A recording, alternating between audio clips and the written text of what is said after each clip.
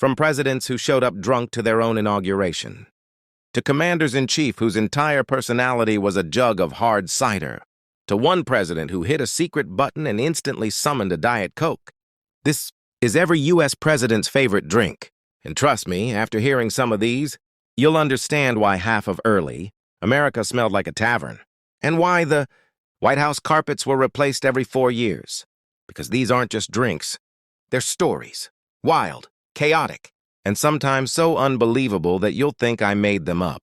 But nope, this is U.S. history, served shaken, stirred, and occasionally exploding. And wait until you hear which president drank something so dangerous it literally ended his life. Let's start with George Washington, the first president and unofficial king of the wine cellar Olympics. His drink of choice? Madeira wine. But Washington didn't just like wine. He collected it the way some people collect Pokemon cards. Barrels stacked floor to ceiling, crates imported from Portugal. If you walked into Mount Vernon, you'd think you entered a medieval winery. He drank it with breakfast, with dinner, during wars, during peace. America was built on freedom, liberty, and apparently an unlimited wine budget. Hook to next president. And if you think Washington liked alcohol, wait until you meet the man who replaced breakfast with it. John Adams woke up every morning, stretched, breathed in the fresh air, and said, "Yeah, let's skip food. Give me the hard cider." And this wasn't just cider. This was knock you into another dimension cider. He said it kept him healthy. Honestly, it probably kept everyone else away because he smelled like a walking orchard. And he drank it every day. Morning, noon, night. If caffeine had existed, he would have ignored it. But while Adams was chugging cider like an Apple-powered engine, another president was becoming America's first wine nerd. Thomas Jefferson wasn't just a wine enjoyer. He was the original wine influencer. The guy wrote tasting notes, compared acidity, analyzed color, recorded temperatures. Bro invented wine reviews before Yelp existed. When everyone else in early America was drinking rum out of wooden cups, Jefferson was in France swirling glasses and whispering things like, "I detect hints of oak, blackberry, and the fall of a monarchy." He even tried planting European grapes in Virginia. They all died, but the confidence was legendary. And while Jefferson swirled wine like a ballerina, the next president opened the White House doors and triggered the biggest drunken riot in U.S. history. Andrew Jackson's inauguration looked less like a presidential ceremony and more like a frat house apocalypse. He served whiskey punch. Thousands of supporters stormed the White House. People climbed on furniture, broke plates, tore curtains, spilled drinks on priceless carpets. It got so chaotic that staff literally lured people out by placing trays of whiskey on the lawn like you would for drunk raccoons. Jackson nearly escaped through a window. Rehook. And you'd think after witnessing that, future presidents would chill out with the alcohol. But oh no.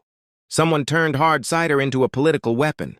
Martin Van Buren mocked William Henry Harrison by saying he was some old guy who lived in a log cabin drinking hard cider. Harrison heard that and said, "Thanks, that's perfect." He turned it into his whole campaign brand. Campaigns sold log cabin merch. They handed out free cider. People loved it. He literally became president by saying, "I like cider." But not every drink helped a president. One man drank something so innocent, so harmless, yet so deadly, that it ended his life. Zachary Taylor was a simple guy. No champagne, no whiskey, just cold milk. Pure, harmless, innocent. Except it wasn't. On a boiling July day, he drank iced milk and ate cherries washed in contaminated water. 5 days later, he died. This man survived wars, political battles, and national crises, but couldn't survive dairy. Thankfully, the next guy chose something a little safer and a whole lot stronger.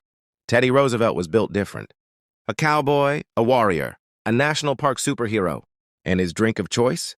Mint juleps. Fresh mint. Crushed ice, classic. He loved them so much he grew his own mint in the White House garden, just to get the perfect flavor. Imagine being president and still having the time to garden your own cocktail ingredients. That's commitment. And speaking of commitment, one president was so loyal to his drink, he made Secret Service refill it while he was still driving. President Lyndon B. Johnson drank Scotch and soda the way most people drink water. And on his Texas ranch, he drove around in a Jeep with a tumbler in hand. and had Secret Service follow him with a bottle, like royal bartenders. He'd take a sip, stick out the glass, and someone sprinted over to refill it. Kings wish they had this kind of service. Which brings us to the most modern, most memed, and maybe the most hilarious presidential drink of all time. Donald Trump doesn't drink alcohol. Not a sip. Not a drop. But what he does drink, like a man powering a nuclear reactor, is Diet Coke. Up to 12 cans a day.